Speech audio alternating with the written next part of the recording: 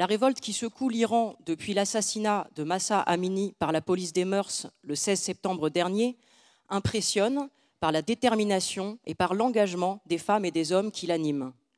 Elle frappe aussi par le très jeune âge de ceux qui se révoltent.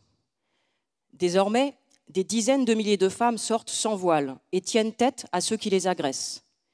Hier encore, comme chaque vendredi, une nouvelle manifestation a eu lieu dans la capitale du Baloutchistan. Depuis 5 mois, les manifestations étant dispersées dans la plupart des autres villes, des rassemblements ont été improvisés, des bâtiments officiels incendiés, des locaux de la police attaqués.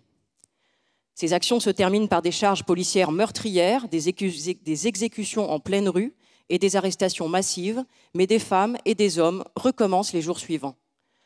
Les quelques 20 000 arrestations, 500 morts, les dizaines de condamnations à mort pour avoir simplement manifesté, les exécutions publiques de 4 jeunes, tous des travailleurs, tout cela a renforcé la rage contre la République islamique.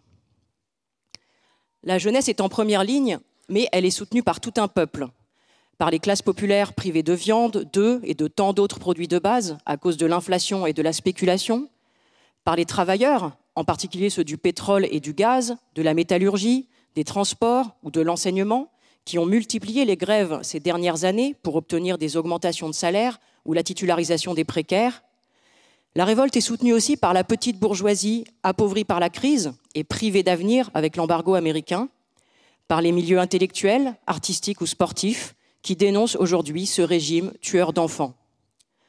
L'enjeu a dépassé la liberté des femmes et même la liberté tout court, c'est le système lui-même qui est contesté. Alors, ce mouvement de contestation n'est pas le premier en Iran. Rien que dans les 5 dernières années, 2 révoltes ont éclaté contre le pouvoir. Et les 2 fois, la dictature et ses sbires les ont étouffés en déployant une répression impitoyable. Et à chaque fois, les dirigeants occidentaux l'ont dénoncé du bout des lèvres, car ils ne veulent surtout pas que ce régime soit renversé par une révolution populaire. Mais la révolte actuelle est plus profonde que les précédentes.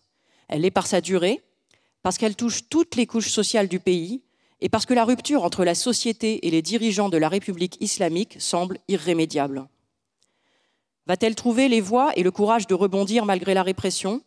Finira-t-elle par faire tomber cette dictature obscurantiste et anti-ouvrière? Nous ne pouvons évidemment que l'espérer. Mais il ne suffit pas aux opprimés de renverser une dictature pour changer leur sort. Et la population iranienne l'a cruellement expérimenté à ses dépens, car le régime des mollahs, aujourd'hui haï, est arrivé au pouvoir en s'appuyant, en 1978-1979, sur la révolte de tout un peuple contre la dictature pro-américaine du Shah d'Iran. Né en prétendant défendre les pauvres contre les riches et en exploitant les sentiments anti-impérialistes de la population, ce régime est aujourd'hui le défenseur sanglant des privilégiés iraniens et il est aussi, de fait, un gardien de l'ordre mondial. Pour qu'il en soit autrement, la seule voie est que la classe des travailleurs prenne consciemment la tête de la révolte avec sa propre organisation et ses propres objectifs politiques. Dans cette puissance régionale qu'est l'Iran, avec ses 87 millions d'habitants, sa longue histoire de révolte sociale, son industrie développée et sa classe ouvrière combative, une telle perspective n'est pas une chimère, c'est un programme. Et pour développer tout cela, je passe la parole à Xavier Lachaud.